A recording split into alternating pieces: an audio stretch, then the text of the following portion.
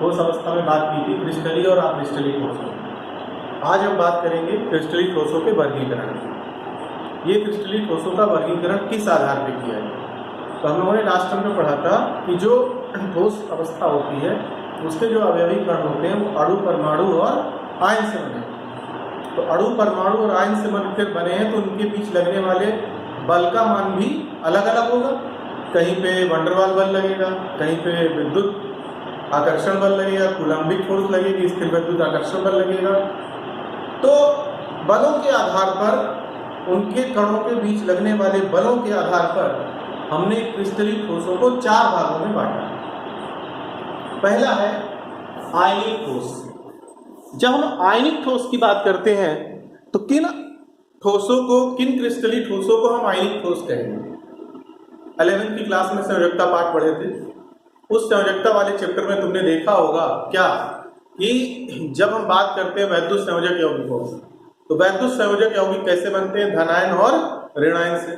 तो ऐसे सॉलिड, ऐसे क्रिस्टलीय ठोस जो आयनों से बनी होती है, धनायन और ऋण आयन से, उनको हम कहते हैं आयनिक ठोस। इन क्रिस्टलीय ठोसों के अवयवी कण होते हैं धनायन और ऋण आयन, और इनके बीच लगता है कौन सा बल? स्थिर विद्युत आकर्षण बल। ये क्रिस्टलीय ठोस को अवयवी कणों से प्रदर्शित करने का एक तरीका है। ध्यान से देखो, माइनस के बगल में प्लस, प्लस के बगल में माइनस, हर जगह क्यों? विपरीत आवेशित आयनों के बीच प्रबल विद्युत आकर्षण बल लगता है, और उस प्रबल विद्युत आकर्षण बल के कारण ही ये आयन आपस में संयुक्त होकर क्रिस्टलीय जालक के रूप में व्यवस्थित होकर क्रिस्टलीय ठोस का रूप धारण कर लेते हैं। तो इनके बीच कैसा बल लगता है? प्रबल विद्युत आकर्षण बल, स्थिर विद्युत आकर्षण बल, कूलम्बिक फोर्स भी इसको हम लोग कहते हैं। बल का प्रकार कैसा है? अगर प्रबल है तो जो ठोस बनेगा वो बहुत कठोर होगा, और कठोरता होने के साथ साथ भंगुर होगा। आप लोग सब लोग जानते हैं खाने वाला नमक NaCl। अब अगर हम NaCl की बात करें तो NaCl कैसे? Na प्लस आयन और Cl माइनस आयन से मिलकर बना है। प्लस आयन हमेशा छोटा, माइनस आयन बड़ा होता है। लास्ट ईयर ये पढ़ चुके हो तुम लोग। तो ये जो NaCl का क्रिस्टल या किसी भी आयनिक का क्रिस्टल बना, अगर तुम्हें ध्यान हो तो नमक के टुकड़े को सबने घर में देखा है, ये भंगुर होता है। अगर हम तोड़ें, उस पर ठोकर मारें तो क्या होता है? फैल जाता है, बिखर जाता है। क्यों बिखर जाता है? क्योंकि इनके बीच प्रबल विद्युत आकर्षण बल होता है, जिसके कारण ये कठोर है और ब्रिटिल, भंगुर हो जाता है, पीटने पे चूर हो जाता है, फैल जाता है। छोटा से छोटा कण मिलेगा तो वो कण भी देखोगे एक खास तरह की उसकी स्ट्रक्चर होगी, घनी स्ट्रक्चर होगी, जो घन के रूप में रहता है। फिर गलनांक और क्वथनांक उच्च होंगे, ऑब्वियस है, क्योंकि जब इनके बीच प्रबल विद्युत आकर्षण बल लग रहा है तो इनको अलग करने के लिए ज्यादा ऊर्जा चाहिए, और अगर ऊर्जा ज्यादा चाहिए तो फिर इनके क्वथनांक और गलनांक भी बहुत अधिक होते हैं। जो ये ठोस के कण होते हैं या आयनिक ठोस होता है, इसकी एक विशेषता होती है क्या? ठोस अवस्था में ये विद्युत का सुचालक नहीं होता। क्यों? आयन तो उपस्थित है लेकिन विद्युत ले जाने के लिए स्वतंत्र नहीं है। क्यों? क्योंकि ठोस अवस्था में कण अपने मध्यमान स्थिति के दोनों ओर केवल कंपन कर सकते हैं, और विद्युत प्रवाह होने के लिए या तो आयन की गति होना चाहिए या इलेक्ट्रॉनों की गति होनी चाहिए। लेकिन ना तो इनके पास मुक्त इलेक्ट्रॉन है, आयन तो है, लेकिन गति करने के लिए स्वतंत्र नहीं। पर अगर हम इसे गलित अवस्था में ले लें, इसको पिघला दें, या पिघलाने के अलावा हम इसकी जलीय विलयन को बना दें, क्योंकि ध्रुवी पता है तुमको, आयनिक ठोस किसमें घुलेगा? ध्रुवीय विलायक में। तो अगर हम इसको विलयन के रूप में ले लें, जलीय विलयन के रूप में या गलित अवस्था में, तो ये विद्युत के सुचालक हो जाते हैं। और क्यों विद्युत के सुचालक हो जाते हैं? इसलिए क्योंकि आयनों को गति करने के लिए स्वतंत्रता मिल जाती है। तमाम इसके ढेर सारे उदाहरण हैं, मैंने पहले ही बताया। NaCl, KCl, KClO3, धातु ऑक्साइड, धातु कार्बोनेट, धातु नाइट्रेट, हर वो आयनिक यौगिक जो आपने लास्ट ईयर पढ़ा, विद्युत संयोजक यौगिक, वो सब क्रिस्टलीय ठोस के रूप में हमको प्राप्त होता है। दूसरी तरह का ठोस होता है क्रिस्टलीय ठोस, जिसको हम बोलते हैं सहसंयोजक ठोस। अब नाम से ही पता चल रहा है कि निश्चित रूप से जो सहसंयोजक ठोस होगा, वो सहसंयोजक ठोस कैसे बना होगा? वो सहसंयोजक ठोस परमाणुओं से बना होगा। किससे बना होगा? परमाणुओं से। और उसके अवयवी कण क्या होंगे? सहसंयोजक बंध होगा। सहसंयोजक बंध कैसे बनता है? इलेक्ट्रॉनों की परस्पर साझेदारी के फलस्वरूप। कैसे बनता है? इलेक्ट्रॉनों की परस्पर साझेदारी के फलस्वरूप। ध्यान दो, यहां दिखाया गया है क्या कि सहसंयोजक बंध से कैसे बना हुआ है। जो परमाणु हमको दिखाई दे रहे हैं उनके बीच इलेक्ट्रॉनों की साझेदारी, और उस साझेदारी के फलस्वरूप ये क्रिस्टली जालक के रूप में, एक रेगुलर व्यवस्था के रूप में ये क्या होते हैं? व्यवस्थित हो जाते हैं। इसीलिए इसको नेटवर्क ठोस भी कहते हैं। कैसा ठोस? नेटवर्क ठोस। क्यों? क्योंकि ये नेटवर्क के रूप में एक दूसरे से बनते चले जाते हैं। और नेटवर्किंग ठोस होने के कारण क्या होगा? ये सहसंयोजक बंध से ही बने हैं, लेकिन एक के ऊपर एक जटिल स्ट्रक्चर के रूप में बनते चले जाएंगे, जिसके कारण इनका भी कठोरता बहुत होगी, इनका भी क्वथनांक गलनांक बहुत अधिक होगा, लेकिन साथ ही साथ ये विद्युत के सुचालक नहीं होंगे। क्यों? ये देखो, इसी का एक उदाहरण है हीरा। हीरा किससे बना है? कार्बन से। ये कार्बन के 4 संयोजकता होती है, उनको संतुष्ट करते हुए ये हीरे का स्ट्रक्चर, डायमंड का स्ट्रक्चर तुमको शो किया गया। इस डायमंड के स्ट्रक्चर में देखो, कार्बन के सारे परमाणु एक दूसरे से प्रबल सहसंयोजक बंध द्वारा बंधे हुए हैं। बीच में कोई भी गैपिंग नहीं है, सारे स्ट्रक्चरलाइज एक दूसरे से बनते चले गए हैं। और प्रत्येक कार्बन के बीच की दूरी कितनी है? 154 पिकोमीटर, 154 पिकोमीटर। इतना जटिल स्ट्रक्चर है, इतनी कठोरता इसके अंदर है कि तुम्हें पता है हीरा सबसे कठोर है, आसानी से टूटता नहीं है, और क्वथनांक गलनांक तो हाई इनका रहना ही है। लेकिन उसी के बगल में देखो स्ट्रक्चर है किसका? ग्रेफाइट की संरचना। ये भी किससे है? कार्बन से निर्मित है। ये भी किसका उदाहरण है? सहसंयोजक ठोस का। क्यों?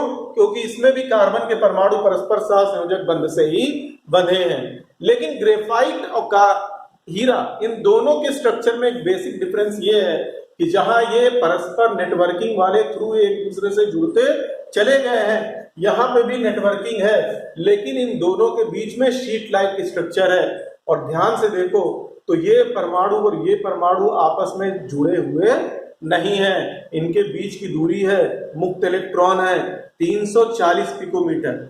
As compare to here you will see that there is a sheet in between that you get the distance 340 picometre. और 340 पिकोमीटर होने के कारण, मुक्त इलेक्ट्रॉन होने के कारण, ग्रेफाइट तुलनात्मक रूप में काफी नर्म होता है। जो इसका अपवाद है कि बाकी सहसंयोजक यौगिक तो कठोर है, लेकिन ये सहसंयोजक यौगिक कैसा है? नर्म है। ये सब विद्युत के कुचालक है, लेकिन ग्रेफाइट कैसा है? विद्युत के कुचालक होने की जगह विद्युत का सुचालक है। तो क्या कारण है कि ग्रेफाइट विद्युत का सुचालक है जबकि वो भी एक सहसंयोजक क्रिस्टलीय ठोस है, नेटवर्किंग ठोस है? उत्तर है इसका ये, क्योंकि इसमें इलेक्ट्रॉन मुक्त स्वतंत्र करने के लिए है, और क्रिस्टलीय ठोस तो है लेकिन शीट लाइक स्ट्रक्चर होने के कारण नर्म भी है और इलेक्ट्रॉन गति करने के लिए स्वतंत्र भी है। तो ये दो थे, और दो प्रकार और है किसके? क्रिस्टलीय ठोसों के। उन दो प्रकार के क्रिस्टलीय ठोसों में एक है आणविक ठोस, जैसा कि नाम है। क्या नाम है? आणविक ठोस। तो निश्चित रूप से जो आणविक ठोस होगा वो अणुओं से ही बना होगा। जैसे सहसंयोजक ठोस परमाणुओं से बना है, वैसे आणविक ठोस किससे बना है? अणुओं से मिलकर बना है।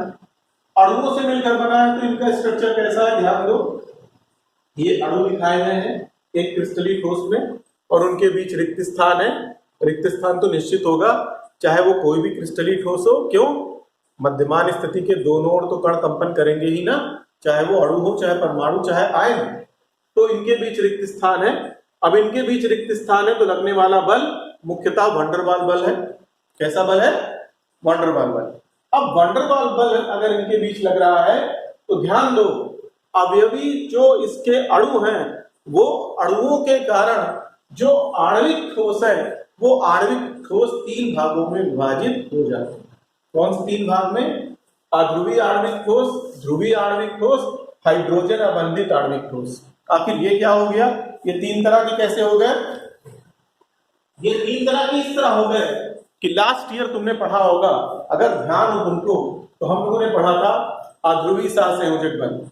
याद आया? जब हम बात करते हैं अध्रुवीय सहसंयोजक बंध की तो याद करो, क्लोरीन के 2 परमाणु परस्पर सहसंयोजक बंध से बंधे थे। और कैसा बंध बना था? अध्रुवीय सहसंयोजक बंध। वही अगर हम बात करते हैं HCl की, तो ये भी सहसंयोजक बंध था, लेकिन इसमें बंध कैसा था? ध्रुवीय सहसंयोजक बंध था।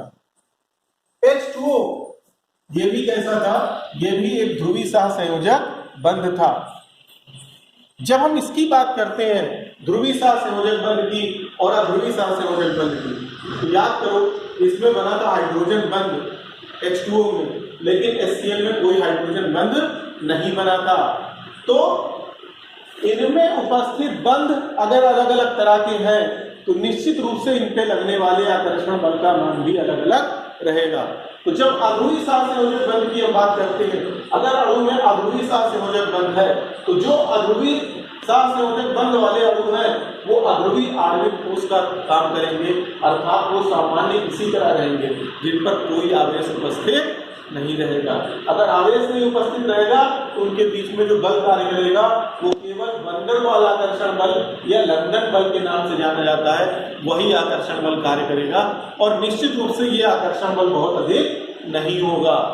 लेकिन जैसे ही हम ध्रुवीय आणविक ठोस की बात करेंगे, ध्रुवीय आणविक ठोसों में इस तरह के अणु भाग लेंगे जिनके ऊपर ध्रुवीय बंध होगा और ध्रुवीय बंध के साथ साथ याद करो म्यू का मान नॉन जीरो रहता है, द्विध्रुव आघूर्ण का मान शून्य नहीं होता।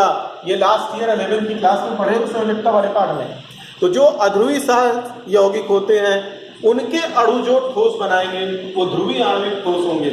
इसी कारण इनके जो अवयवी कण हैं वो द्विध्रुव के काम करेंगे, एक पे प्लस एक पे माइनस। याद करो इसके ऊपर सूक्ष्म प्लस हो जाएगा, जो इनके अणु होंगे इनके ऊपर सूक्ष्म प्लस और सूक्ष्म माइनस हो जाएगा। तो ये द्विध्रुव के समान व्यवहार करेंगे, इसलिए द्विध्रुव और द्विध्रुव आकर्षण बल लगेगा, यहाँ डाइपोल डाइपोल अट्रैक्शन लगेगा। ऐसे एक HCl का अणु ये और दूसरा HCl का अणु ये, इसका माइनस वाला इसके प्लस के सामने और इसका माइनस वाला दूसरे के प्लस के सामने। तो वन डेर वाल आकर्षण बल के साथ साथ इनके बीच एक दुर्बल विद्युत आकर्षण बल भी लगने लगेगा, जिसके कारण ये निश्चित रूप से इनकी तुलना में ज्यादा प्रबल बल से बनेंगे। अगर अध्रुवीय आणविक ठोस से ध्रुवीय आणविक ठोस ज्यादा प्रबल बल से बनेगा तो तुलनात्मक रूप से निश्चित रूप से ये थोड़ा ज्यादा इससे कठोर होंगे। अब विद्युत के कुचालक निश्चित क्यों? क्योंकि गति करने के लिए स्वतंत्र नहीं है। तो गुण लगभग सब वही है जैसे यहाँ थे, बस अंतर क्या हो गया? इनका नाम हो गया ध्रुवीय आणविक ठोस, क्योंकि ये द्विध्रुव से मिलकर बने। इसी प्रकार हाइड्रोजन अबंधित ठोस की क्या विशेषता होगी? हाइड्रोजन अबंधित ठोसों की विशेषता होगी हाइड्रोजन बंध। याद करो ध्रुवीय तो ये भी है, ध्रुवीय ये भी है, लेकिन यहाँ हाइड्रोजन बंध नहीं बन रहा था। क्यों? क्योंकि क्लोरीन की विद्युत ऋणात्मकता कम है, जबकि ऑक्सीजन की विद्युत ऋणात्मकता ज्यादा है। तो जब ऐसे अणु मिलते हैं जिसमें हाइड्रोजन के साथ ऑक्सीजन, फ्लोरीन अथवा नाइट्रोजन उपस्थित रहता है, ऑक्सीजन, फ्लोरीन अथवा नाइट्रोजन अणु में किसके साथ उपस्थित होता है? हाइड्रोजन के साथ। तो उस स्थिति में इन अणुओं के बीच हाइड्रोजन बंध भी बन जाता है, जो लास्ट ईयर आपने पढ़ा था। और जब हाइड्रोजन बंध भी यहाँ बन जाएगा साथ साथ, तो निश्चित रूप से उन आणविक ठोसों में हाइड्रोजन आबंधित आणविक ठोस का नाम दे दिया जाएगा। और आज हाइड्रोजन आबंधित आणविक ठोस की खासियत क्या होगी? इनकी तुलना में थोड़ा सा कठोर होंगे। साधारण ताप और दाब पर, कमरे के ताप और दाब पर प्रायः या तो गैस अवस्था में होते हैं या द्रव अवस्था में। याद करो H2O किस अवस्था में था? द्रव अवस्था में। जब हम यहाँ बात करते हैं क्या विद्युत के कुचालक रहेंगे ही रहेंगे, क्वथनांक गलनांक निम्न रहेंगे ही रहेंगे।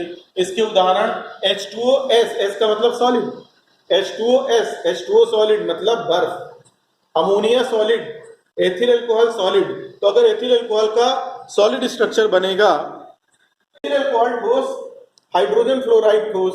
क्यों? क्योंकि क्रिस्टली ठोसों की बात है। यहाँ देखो ध्रुवीय आणविक वाले में HCl ठोस, सल्फर डाइऑक्साइड ठोस। ध्यान दो आर्गन गैस होती है, लेकिन किस अवस्था में? ठोस अवस्था में। कब ठोस अवस्था में? हमने उसको इतना ठंडा कर दिया, इतना दाब घटा दिया कि वो किस अवस्था में परिवर्तित हो गए? ठोस। और अगर आयरन का ठोस बन गया तो वो भी आणविक ठोस का ही उदाहरण है। किसका उदाहरण है? आणविक ठोस का। कार्बन टेट्राक्लोराइड आणविक ठोस का, हाइड्रोजन आणविक ठोस का। लेकिन किस तरह के आणविक ठोस का? अध्रुवी आणविक ठोस का। तो इस प्रकार हम लोगों ने देखा क्या कि 3 प्रकार हो गए, आयनिक, सहसंयोजक और आणविक।